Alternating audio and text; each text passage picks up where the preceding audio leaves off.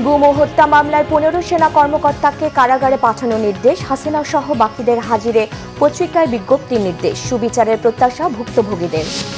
প্রধান উপদেষ্টার সঙ্গে এনসিপি ও জামায়াতের বৈঠক, তত্ত্বাবধায়ক সরকার হবার সুযোগ নেই এই সরকারের, বলেছেন নাহিদ। শান্তিপূর্ণ নির্বাচনের আশ্বাস ডক্টর ইউনূসের। সরকারকে দ্রুত তত্ত্বাবধায়ক সরকারের ভূমিকা নেওয়ার তাগিদ আমির খসরুর। তত্ত্বাবধায়ক নয়, সরকারের নিরপেক্ষ দায়িত্ব পালন চেয়েছে বিএনপি, দাবি আইন উপদেষ্টার।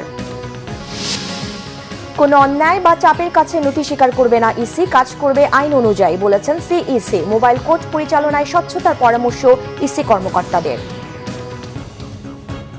দেখছিলেন ক্রাউন সিমেন্ট সংবাদ শিরোনাম, এবার বিস্তারিত। মানবাধিকার লঙ্ঘনের 3 মামলায় 15 সেনা কর্মকর্তাকে কারাগারে পাঠানোর নির্দেশ দিয়েছে আন্তর্জাতিক অপরাধ ট্রাইব্যুনাল। সেই সঙ্গে শেখ হাসিনা সহ পলাতক আসামিদের হাজির হতে পত্রিকায় বিজ্ঞপ্তি প্রকাশের নির্দেশ দিয়েছে আদালত। বিচারপতি মোহাম্মদ গোলাম মুর্তজা মজুমদারের নেতৃত্বাধীন 3 সদস্যের ট্রাইব্যুনাল এই নির্দেশ দেন। গুমের মামলায় বিচার শুরু হওয়ায় সন্তোষ প্রকাশ করেছেন ভুক্তভোগীরা। নাবিল জাহাঙ্গীরের রিপোর্ট। বুধবার সকাল 7টার পর আন্তর্জাতিক অপরাধ ট্রাইব্যুনালে পৌঁছায় সবুজ রঙের শীতাতপ নিয়ন্ত্রিত নতুন একটি প্রিজন ভ্যান। কড়া নিরাপত্তায় সেখান থেকে নামানো হয় গুম ও মানবাধিকার লঙ্ঘন মামলায় অভিযুক্ত আসামিদের। তাদের মধ্যে মেজর জেনারেল 1 জন, ব্রিগেডিয়ার জেনারেল 7 জন, কর্নেল 2 জন, লেফটেন্যান্ট কর্নেল 4 জন ও 1 জন মেজর রয়েছেন। তবে এ সময় তাদের হাতে হাতকড়া ছিল না। এদিন প্রচলিত সময়ের কয়েক ঘন্টা আগে সকাল 8টায় এজলাস শুরু হয়। আসামিদের জামিন এবং ভার্চুয়ালি হাজিরার আবেদন করেন তাদের আইনজীবী। তবে শুনানি শেষে তাদের কারাগারে পাঠানোর আদেশ দেয় ট্রাইব্যুনাল। ওনাদেরকে আইন শৃঙ্খলা রক্ষাকারী বাহিনী গ্রেপ্তার করে আজকে আদালতে উপস্থিত করেছে। তারা এখন যেহেতু আজকে আইনজীবীরা হাজির হয়ে তাদের পক্ষে ওকালতনামায় স্বাক্ষরের অনুমতি নিয়েছেন, তারা বলেছেন জামিনের আবেদন করতে চান। আদালত বলেছেন যেহেতু জামিনের আবেদন একটা প্রক্রিয়ার ব্যাপার আছে, প্রথমে ওকালতনামায় তারা সিগনেচার নেবেন, তারপরে নিয়মিতভাবে আবেদন করবেন। আদালত বলেছেন যে আবেদন থাকলে আপনারা রেজিস্ট্রার অফিসে আইন অনুযায়ী দাখিল করবেন, পরবর্তী তারিখে যদি কোনো আবেদন থাকে তখন সেটা তারা শুনানি করবেন। পরে সকাল 10টার দিকে 15 সেনা কর্মকর্তাকে সেনানিবাসের সাব জেলে নিয়ে যাওয়া হয়। আসামি পক্ষের আইনজীবীর দাবি, আইনের ওপর শ্রদ্ধা রেখে আত্মসমর্পণ করেছেন সেনা কর্মকর্তারা। তারা আইনের প্রতি শ্রদ্ধাশীল হয়ে আদালতে আত্মসমর্পণ করেছে এবং আদালত আমাদেরকে অনুমতি দিয়েছে ওকালতনামা স্বাক্ষর করার। আমরা 3টি আবেদন প্লেস করেছি, আবেদনগুলো পরবর্তী ডেটে শুনানি হবে। তার ভিতরে একটি জামিনের পিটিশন আছে, প্রিভিলেজ কমিউনিকেশন এবং তাদেরকে যাতে সাব জেলে রাখা হয়, সাব জেলের ব্যাপারটি জেল কর্তৃপক্ষ দেখবেন। এদিকে গুমের মামলার বিচার শুরু হওয়ায় স্বস্তি প্রকাশ করেছেন ভুক্তভোগীরা। বাংলাদেশে গুমের ঘটনাগুলো অধিক নির্মম ও নজিরবিহীন।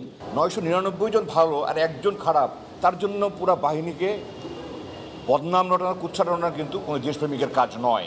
ক্যান্টনমেন্টের ভিতরে এসি রুমে রেখে কাঁটা চামিচ প্লেটে এটা রাখা কোনোভাবে সম্ভব না। বৈষম্য হলে আমরা ন্যায় বিচার পাবো না। এই 3 মামলার পলাতক আসামি শেখ হাসিনা ও আসাদুজ্জামান খান কামাল সহ পলাতক 17 জনকে ট্রাইব্যুনালে হাজির হতে 1 সপ্তাহের মধ্যে পত্রিকায় বিজ্ঞপ্তি দেওয়ার নির্দেশ দিয়েছে আদালত। গুমের 2 মামলার পরবর্তী শুনানি 20 নভেম্বর, হত্যা মামলার পরবর্তী তারিখ 5 নভেম্বর। দেশের ইতিহাসে প্রথমবারের মতো 15 জন সামরিক কর্মকর্তাকে তোলা হলো বেসামরিক আদালত আন্তর্জাতিক অপরাধ ট্রাইব্যুনালে। আদালত তাদেরকে কারাগারে পাঠানোর নির্দেশ দিলেন। এর মধ্য দিয়ে আইনের শাসন আরও মজবুত হবে, এমনটাই বলছেন সংশ্লিষ্টরা। নাবিল জাহাঙ্গীর, বাংলা ভিশন, ঢাকা। জাতীয় নাগরিক পার্টি এনসিপির আহ্বায়ক নাহিদ ইসলাম বলেছেন, জুলাই সনদ অনুযায়ী এই সরকারের তত্ত্বাবধায়ক সরকার হওয়ার সুযোগ নেই। এই বিষয়ে কেউ কিছু বলে থাকলে তাদের কোনো ধ্রুবসন্ধি থাকতে পারে। এদিকে জুলাই সনদের আইনি ভিত্তি ও নভেম্বরে গণভোট চেয়েছেন জামায়াতের নায়েবে আমির ডাক্তার সৈয়দ আবদুল্লাহ মোহাম্মদ তাহের।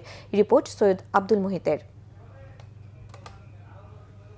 রাজনৈতিক দলগুলোর সাথে ধারাবাহিক সংলাপের অংশ হিসেবে রাষ্ট্রীয় অতিথি ভবন যমুনায় প্রধান উপদেষ্টা ডক্টর মোহাম্মদ ইউনূসের সাথে সাক্ষাৎ করে জাতীয় নাগরিক পার্টি এনসিপি। প্রায় 1 ঘন্টার এই বৈঠকে এনসিপির আহ্বায়ক নাহিদ ইসলাম প্রতিনিধি দলের নেতৃত্ব দেন। বৈঠক শেষে তিনি জানান, জুলাই সনদ বাস্তবায়ন কিভাবে হবে সেটা নির্ধারণের পরেই তারা সনদে স্বাক্ষর করবে। তত্ত্বাবধায়ক সরকারের বিষয়টা কিন্তু জুলাই সনদের আওতাধীন। সে বিষয়ে ঐকমত্য কমিশনে আলোচনা হয়েছে তত্ত্বাবধায়ক সরকার কিভাবে গঠিত হবে এবং কোন প্রক্রিয়ায় গঠিত হবে, সেখানে নোট অফ ডিসেন্টের বিষয়টা আছে। ফলে তত্ত্বাবধায়ক সরকার জুলাই সনদে আসবে, গণভোটের পরে এই বিষয়ে আসলে চূড়ান্ত হওয়া সম্ভব। এর আগে তত্ত্বাবধায়ক সরকার যাওয়ার কোনো ধরনের আসলে সুযোগ নেই। ফলে এই কথা যদি বলে থাকে যারা, তাদের কোনো ধরনের দুরভিসন্ধি রয়েছে। আমরা ডক্টর মোহাম্মদ ইউনূস বা এই উপদেষ্টা পরিষদ আমরা মনে করি যে তারা সংস্কার বিচার প্রক্রিয়ার মাধ্যমে নির্বাচন করাটা তাদের দায়িত্ব, সেই কমিটমেন্ট নিয়েই তারা কিন্তু সরকার গঠন করেছে। এরপর প্রধান উপদেষ্টার সাথে বৈঠক হয় জামাতে ইসলামীর নেতাদের। দলটির 5 সদস্যের প্রতিনিধি দলের নেতৃত্ব দেন জামাতের নায়েবে আমির ডাক্তার সৈয়দ আবদুল্লাহ মোহাম্মদ তাহের। বৈঠক শেষে ব্রিফিং করা হয় দলের পক্ষ থেকে। একটি আদেশের মাধ্যমে এটাকে সাংবিধানিক মর্যাদা দিতে হবে। এটা কনস্টিটিউশন নয়, এটা হচ্ছে এক্সট্রা কনস্টিটিউশনাল অ্যারেঞ্জমেন্ট, যেটা কোনো সরকার এরকম একটি পরিস্থিতি পড়লে দেওয়ার এখতিয়ার রাখে। এর আগে মঙ্গলবার বিএনপির একটি প্রতিনিধি দল প্রধান উপদেষ্টার সাথে বৈঠক করে। সৈয়দ আব্দুল মুহিত, বাংলা ভিশন, ঢাকা। দর্শক, এই মুহূর্তে রাষ্ট্রীয় অতিথি ভবনে যমুনার সামনে আছেন বিশেষ প্রতিনিধি রোকনুজ্জামান। সরাসরি যুক্ত হচ্ছি তার সঙ্গে। রোকন, প্রধান উপদেষ্টার সঙ্গে এনসিপি ও জামাতের বৈঠক সম্পর্কে আপনি কি জানতে পেরেছেন? জানি আমি এখন রাষ্ট্রীয় অতিথি ভবন যমুনার সামনে প্রধান উপদেষ্টার যে অস্থায়ী বাসভবনটি রয়েছে, এখানে একটু আগে জামাত ইসলামের পক্ষ থেকে তাদের ব্রিফিংটি শেষ করেছেন। প্রধান উপদেষ্টার সাথে সাক্ষাতের পর তারা ব্রিফিংয়ে প্রধান উপদেষ্টার কাছে যেসব বিষয় তুলে ধরেছেন সেসব বিষয়ে বিস্তারিত জানিয়েছেন। যেমন জুলাই সনদ নিয়ে তারা বলেছেন যে জুলাই সনদের একটি সাংবিধানিক আদেশের তারা দাবি করছেন যে এই সাংবিধানিক আদেশ প্রধান উপদেষ্টাকেই দিতে হবে, রাষ্ট্রপতির মাধ্যমে নয়। যে প্রধান এই সাংবিধানিক আদেশের মধ্য দিয়ে এই জুলাই সনদের একটি সাংবিধানিক ভিত্তি দাঁড় হবে বলে তারা মনে করেন। এবং একইভাবে তারা বিএনপির প্রতি একটি অভিযোগ এনেছেন, সেটি হচ্ছে যে মাঠ প্রশাসন, পুলিশ এবং নির্বাচন কমিশনে প্রায় এই দলটির 70% মানুষ সমর্থক রয়েছেন বলে তাদের অভিযোগ করছেন, এবং যা নিরপেক্ষ নির্বাচনের ক্ষেত্রে একটি অন্তরায় তৈরি করতে পারে। এই জন্য প্রধান উপদেষ্টার দৃষ্টি আকর্ষণ করেছেন এবং প্রধান উপদেষ্টা তাদেরকে জানিয়েছেন বলে জামাতের নায়েবে আমির আবদুল্লাহ তাহের দাবি করেন যে আবদুল্লাহ মোহাম্মদ তাহের দাবি করেন যে প্রধান উপদেষ্টা তাদেরকে আশ্বস্ত করেছেন যে নিরপেক্ষ এবং যারা শৃঙ্খলা বজায় রাখতে পারে এরকম লোকজনই আসলে নির্বাচনের দায়িত্ব পালন করবেন। এবং আরও বেশ কিছু বিষয়ে তারা তাদের মতামত প্রধান উপদেষ্টার কাছে তুলে ধরেছেন। তার মধ্যে একটি গুরুত্বপূর্ণ হচ্ছে যে বেশ কয়েকজন উপদেষ্টা নিরপেক্ষ নয় বলে জামাত জানাচ্ছে, তবে এখনই তাদের বিরুদ্ধে ব্যবস্থা নেওয়ার কথা বলেননি। তবে সেসব উপদেষ্টার নিরপেক্ষতার বিষয়ে প্রশ্ন তুলে প্রধান উপদেষ্টার দৃষ্টি আকর্ষণ করেছেন। তারা পরবর্তীতে নিয়মতান্ত্রিকভাবেই তাদের বিরুদ্ধে ধারাবাহিকভাবে অভিযোগ জানাবেন বলে তারা জানিয়েছেন। এবং মাঠ প্রশাসনে যে পুলিশ প্রশাসন হোক, নির্বাচন কমিশন হোক, সে মাঠ প্রশাসনে নিয়োগের ক্ষেত্রে সরকার থেকে যে লটারি করার চিন্তাটি রয়েছে, জামাত সেই লটারির বিষয়টিকে সমর্থন জানিয়েছে। আপনি জানেন যে এর আগে এনসিপি একইভাবে প্রধান উপদেষ্টার সাথে দেখা করেছেন এবং এনসিপির দিক থেকেও কিন্তু। ধন্যবাদ রোকন। ফেব্রুয়ারি জাতীয় নির্বাচনকে শান্তিপূর্ণ ও উৎসবমুখর করতে সরকার যথাসাধ্য চেষ্টা করছে বলে জানিয়েছেন প্রধান উপদেষ্টা ডক্টর মোহাম্মদ ইউনূস। নবনিযুক্ত জার্মান রাষ্ট্রদূত ডক্টর রুডিগার লটস রাষ্ট্রীয় অতিথি ভবন যমুনায় তার সঙ্গে সাক্ষাৎ করতে গেলে প্রধান উপদেষ্টা একথা বলেন। রাষ্ট্রদূতকে তিনি বলেন, প্রধান রাজনৈতিক দলগুলোকে সনদে স্বাক্ষরের জন্য একত্রিত করে একটি চমৎকার কাজ করেছে জাতীয় ঐকমত্য কমিশন। আশা করেন নির্বাচনের আগে আস্থা তৈরিতে সহায়তা করবে এটি।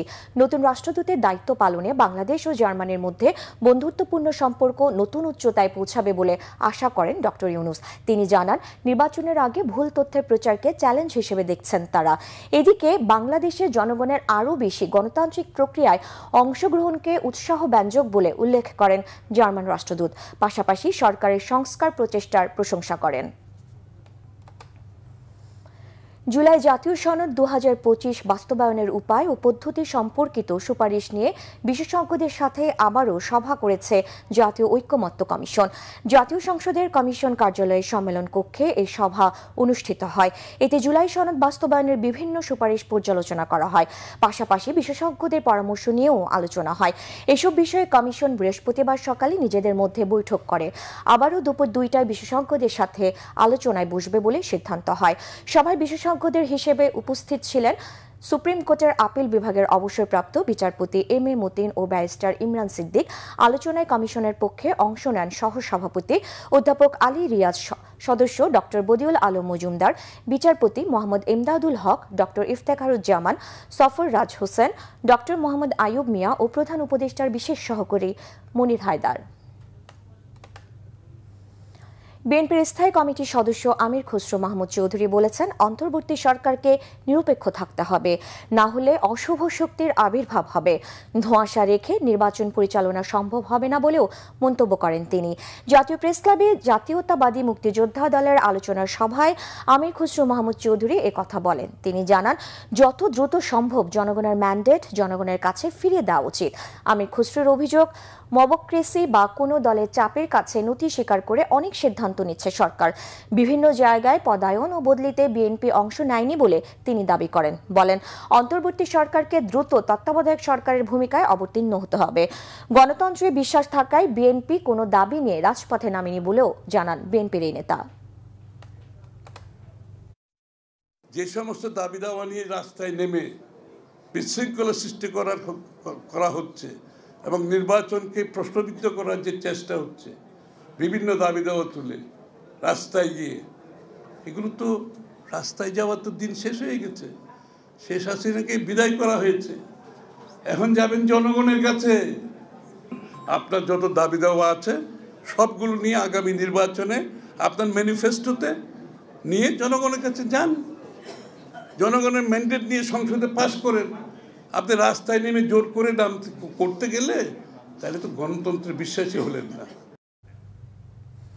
বিএনপি তত্ত্বাবধায়ক সরকার চায়নি, অন্তর্বর্তী সরকারকে নিরপেক্ষভাবে কাজ করার আহ্বান জানিয়েছে বলেছেন আইন উপদেষ্টা আসিফ নজরুল। সরকার নিরপেক্ষ ভূমিকাতেই আছে জানিয়ে তিনি বলেন, নির্বাচন নিয়ে আস্থার কোনো সংকট নেই। আইনের প্রতি শ্রদ্ধা দেখিয়ে অভিযুক্ত সেনা কর্মকর্তাদের ট্রাইব্যুনালে হাজির করানোয় সেনাবাহিনীর প্রশংসা করেন তিনি।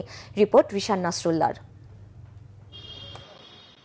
নির্বাচনকালীন সময়ে সরকারের ভূমিকা নিয়ে মঙ্গলবার প্রধান উপদেষ্টার সাথে বৈঠক করে বিএনপি। সরকারের ভূমিকা নিয়েও কথা বলেন দলটির নেতারা। অন্তর্বর্তীকালীন সরকারকে এখন কেয়ারটেকার গভর্নমেন্টের আদলে নিতে হবে। অন্তর্বর্তী সরকার নিয়ে রাজনৈতিক দলগুলোর মতামত প্রসঙ্গে বুধবার সচিবালয়ে সাংবাদিকদের সাথে কথা বলেন আইন উপদেষ্টা। বলেন, ফেব্রুয়ারিতে হবে জাতীয় নির্বাচন, তারপরও সংশয় আস্থার বিষয়গুলো নিয়ে রাজনৈতিক দলগুলোর সাথে ধারাবাহিক বৈঠক করছেন প্রধান উপদেষ্টা। বিএনপির সাথে আলোচনা যেটা বুঝেছি, ওনারা তত্ত্বাবধায়ক সরকার চাননি, ওনারা চেয়েছে ইন্টারিম গভর্নমেন্ট যেন তত্ত্বাবধায়ক সরকারের মতো ভূমিকা পালন করে, নিরপেক্ষ ভূমিকা পালন করে। তো আমরা ওনাদেরকে বলেছি আমরা নিরপেক্ষ ভূমিকাই পালন করছি।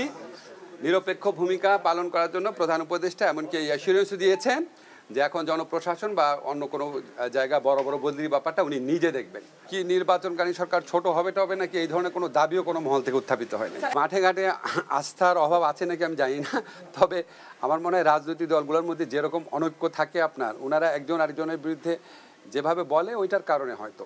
তবে আমার ধারণা যখন আমরা জুলাই সনদ বাস্তবায়নের ক্ষেত্রে বাস্তব অগ্রগতি দেখব, এই সম্পর্কে সকল সংশয় খুব দ্রুত তখন আশা করি কেটে।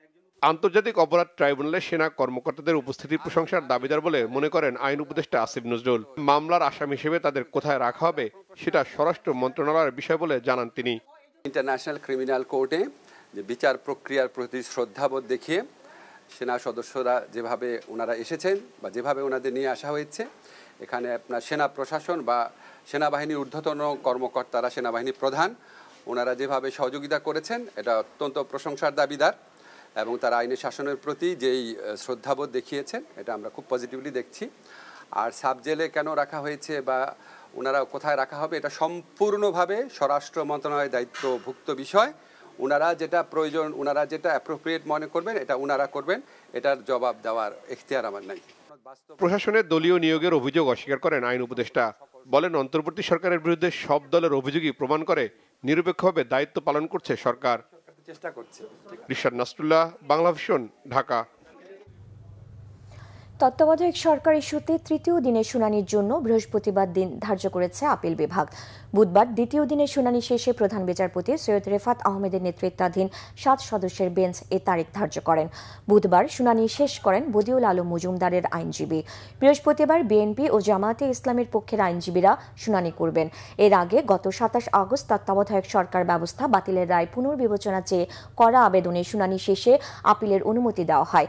এরপর ডক্টর বদিউল আলম মজুমদার সহ 5 জন, বিএনপি মহাসচিব মির্জা ফখরুল ইসলাম আলমগীর ও জামায়াতে ইসলামী সেক্রেটারি জেনারেল অধ্যাপক মিয়া গোলাম পরওয়ার আপিল করেন।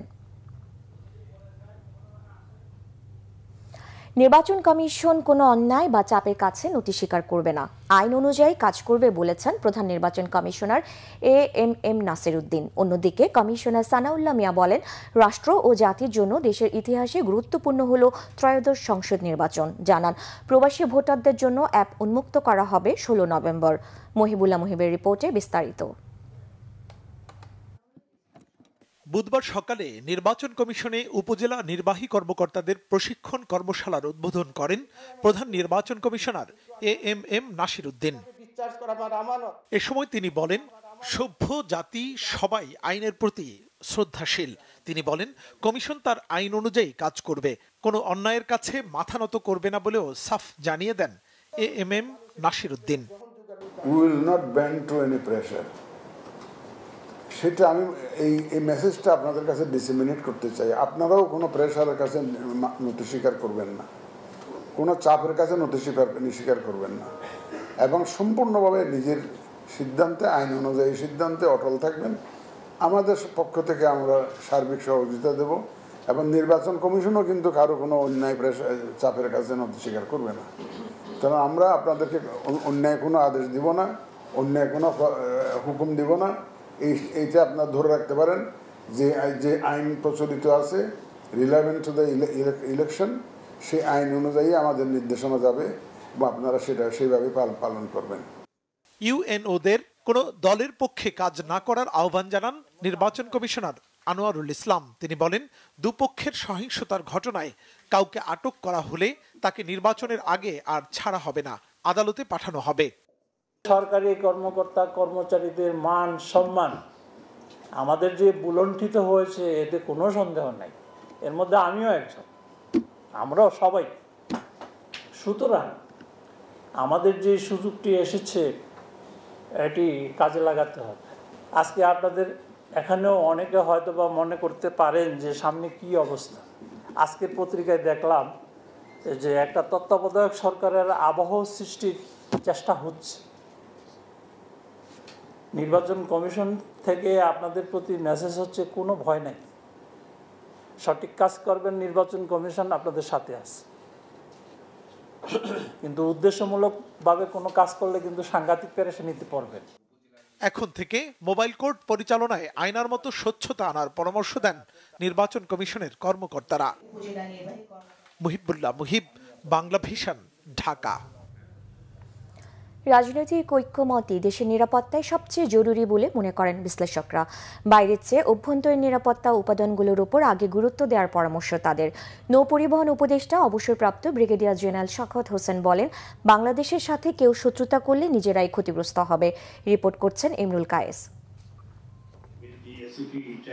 বাংলাদেশের নিরাপত্তায় আঞ্চলিক ভূ রাজনীতির প্রভাব নিয়ে সেমিনার আয়োজন করে সশস্ত্র বাহিনী বিভাগ ও Bangladesh Institute of International and Strategic studies.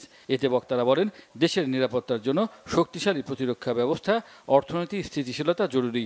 এছাড়া আঞ্চলিক শান্তি ও স্থিতিশীলতাও দেশের নিরাপত্তার জন্য গুরুত্বপূর্ণ। তারা বলেন, নিরাপত্তা হুমকি মোকাবেলায় সবার আগে প্রয়োজন রাজনৈতিক দলের মধ্যে ঐক্যমত। আমাদের প্রতিরক্ষা ব্যবস্থা আধুনিক করতে হবে। এজন্য কৃত্রিম বুদ্ধিমত্তা ও প্রতিরক্ষা সরঞ্জামের অভ্যন্তরীণ উৎপাদন বাড়াতে হবে। পাশাপাশি ভূ রাজনৈতিক বিষয়ে রাজনৈতিক বোঝাপড়া জরুরি। আমাদের বড় সমস্যা হলো দেশের ভেতরের শক্তিরাই বাইরের শক্তিকে অভ্যন্তরীণ ইস্যুতে জড়িত করে। এটা বন্ধ না হলে সবাই সুযোগ নেবে।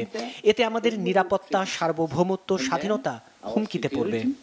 our independence. So the money is not the problem. So there is a need for a strong. সামরিক ও বেসামরিক আমলাতন্ত্রের উপর সিভিলিয়ান সরকারের শক্তিশালী নিয়ন্ত্রণ জাতীয় নিরাপত্তার জন্য গুরুত্বপূর্ণ।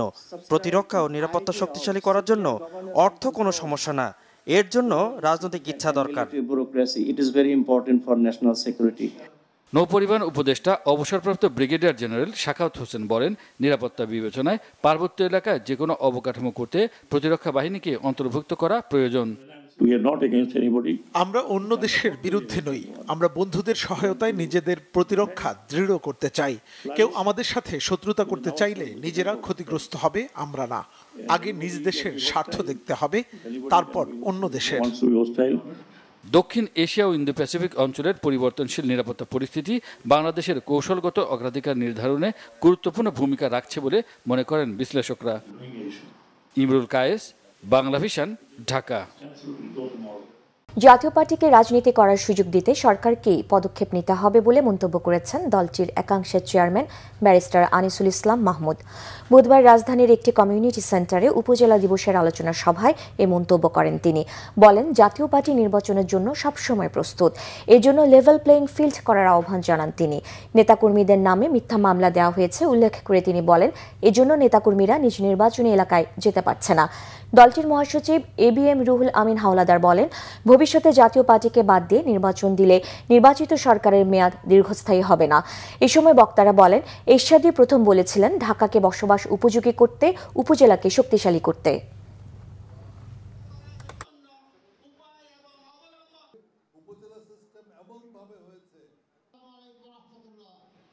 জাতীয় পার্টি যাতে সঠিক রাজনীতি করতে পারে তার জন্য আমাদের উন্মুক্ত করে, আমাদের নেতৃবৃন্দের বিরুদ্ধে, আমাদের কর্মীদের বিরুদ্ধে যেই সব বানোয়াট মিথ্যা মামলা আছে সেগুলো আপনারা অতি সত্য তোলার বন্দোবস্ত।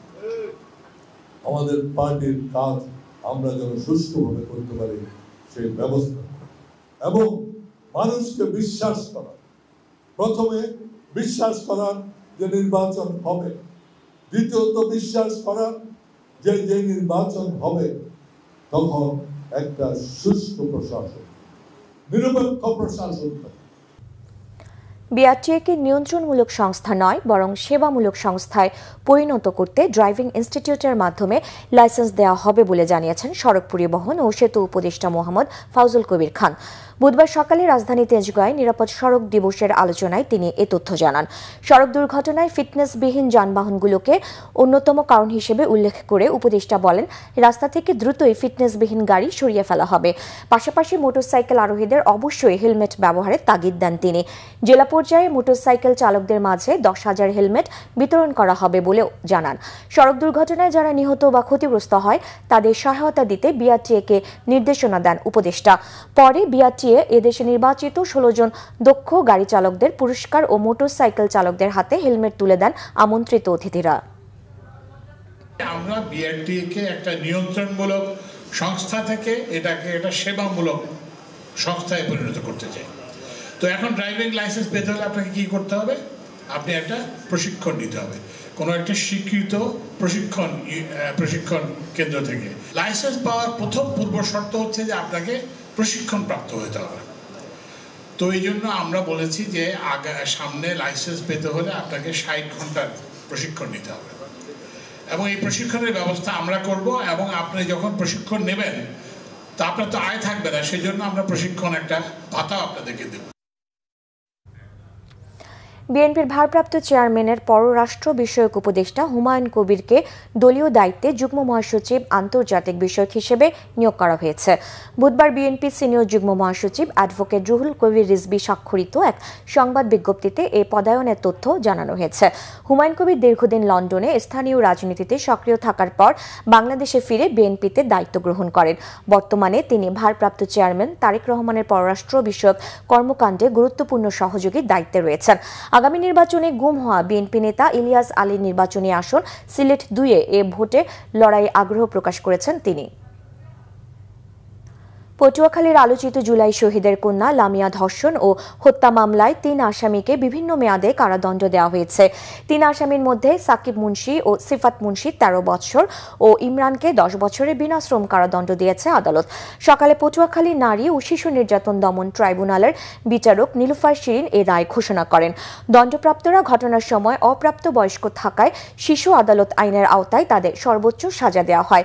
আদালত সূত্রে জানা গেছে ২০২৫ সালের ১৮ মার্চ সন্ধ্যায় দুমকি উপজেলার পাঙ্গাশিয়া ইউনিয়নে নিজ বাড়ি থেকে নানাবাড়ি যাওয়ার পথে ধর্ষণের শিকার হয় জুলাই শহীদের কন্যা লামিয়া। সে নিজেই বাদী হয়ে ৩ আসামির বিরুদ্ধে মামলা করে। পরবর্তীতে ধর্ষণের ঘটনায় মানসিকভাবে ভেঙে পড়লে লামিয়া ২৬ এপ্রিল ঢাকার মোহাম্মদপুরের শেখেরটেক এলাকায় ভাড়া বাসায় গলায় ফাঁস দিয়ে আত্মহত্যা করে। এরপর অভিযুক্তদের বিরুদ্ধে হত্যা মামলা হয়। স্বেচ্ছাসেবক দলের কেন্দ্রীয় কমিটির সভাপতি ও গোপালগঞ্জ ৩ আসনে বিএনপির মনোনয়ন প্রত্যাশী এস.এম. জিলানী বলেছেন, বিএনপির ভারপ্রাপ্ত চেয়ারম্যান তারেক রহমানের নেতৃত্বে আগামী বাংলাদেশ হবে শান্তিপূর্ণ সহাবস্থানের দেশ। গোপালগঞ্জের কোটালীপাড়ায় কালীপূজা উপলক্ষে হিন্দু ধর্মাবলম্বীদের সাথে শুভেচ্ছা বিনিময়ের সময় তিনি একথা বলেন। জিলানী বলেন, তারেক রহমানের নির্দেশে শারদীয় দুর্গোৎসবে দলের নেতাকর্মীরা সর্বাত্মক সহযোগিতা করেছেন। এতে দুর্গোৎসব নির্বিঘ্ন ও উৎসবমুখর হয়েছে। এই সময় উপস্থিত ছিলেন কোটালীপাড়া উপজেলা বিএনপির সাধারণ সম্পাদক আবুল বাশার হাওলাদার ও পৌর বিএনপির সাধারণ সম্পাদক অলিউর রহমান হাওলাদার সহ বিএনপি ও সহযোগী সংগঠনের নেতারা। নিউমুরিং কন্টেইনার টার্মিনাল সহ চট্টগ্রাম বন্দরের স্থাপনা বিদেশিদের ইজারা দেওয়ার সিদ্ধান্ত বাতিলের দাবিতে সমাবেশ ও বিক্ষোভ করেছে শ্রমিক কর্মচারী ঐক্য পরিষদ। দুপুরে চট্টগ্রাম মহানগরীর বাদামতলী মোড়ে এই কর্মসূচি পালন করেন তারা। সমাবেশে শ্রমিক নেতারা জানান, নিউমুরিং কন্টেইনার টার্মিনাল ও চট্টগ্রাম বন্দরের স্থাপনা বিদেশি কোম্পানিকে ইজারা দেওয়ার সিদ্ধান্ত জাতীয় স্বার্থ, অর্থনৈতিক নিরাপত্তা ও সার্বভৌমত্বের জন্য হুমকি। এই সিদ্ধান্ত থেকে সরকার সরে না এলে ১ নভেম্বর গণ অনশনের ডাক দিয়েছে সংগঠনটি। দাবি আদায় না হলে বৃহত্তর আন্দোলনের হুঁশিয়ারিও দেন তারা। সংবাদ শেষ করব ক্রাউন 7 শিরোনামগুলো আরেকবার জানিয়ে। গুম ও হত্যা মামলায় ১৫ সেনা কর্মকর্তাকে কারাগারে পাঠানোর নির্দেশ, হাসিনা সহ বাকিদের হাজিরে পত্রিকায় বিজ্ঞপ্তির নির্দেশ, সুবিচারের প্রত্যাশা ভুক্তভোগীদের। প্রধান উপদেষ্টার সঙ্গে এনসিপি ও জামাতের বৈঠক, তত্ত্বাবধায়ক সরকার হওয়ার সুযোগ নেই এই সরকারের, বলেছেন নাহিদ। নভেম্বরে গণভোটের দাবি পুনর্ব্যক্ত ডক্টর তাহেরের। সরকারকে দ্রুত তত্ত্বাবধায়ক সরকারের ভূমিকা নেওয়ার তাগিদ আমির খসরু, তত্ত্বাবধায়ক নয় সরকারের নিরপেক্ষ দায়িত্ব পালন চেয়েছে বিএনপি, দাবি আইন উপদেষ্টার। কোনো অন্যায় বা চাপের কাছে নথি স্বীকার করবে না ইসি, কাজ করবে আইন অনুযায়ী, বলেছেন সিইসি। মোবাইল কোর্ট পরিচালনায় স্বচ্ছতার পরামর্শ ইসি কর্মকর্তাদের। এই ছিল এখনকার মতো, পরের সংবাদ রাত 10:30টায়। এর আগে 9টায় রয়েছে নিউজ 20, দেখার আমন্ত্রণ রইল। এছাড়া বাংলা ভিশন সংবাদ ও সংবাদ সংশ্লিষ্ট অনুষ্ঠান দেখতে ভিজিট করুন www.vvnews24.com ও facebook.com/banglavisionnews এবং সাবস্ক্রাইব করুন youtube.com/banglavisionnews। ধন্যবাদ।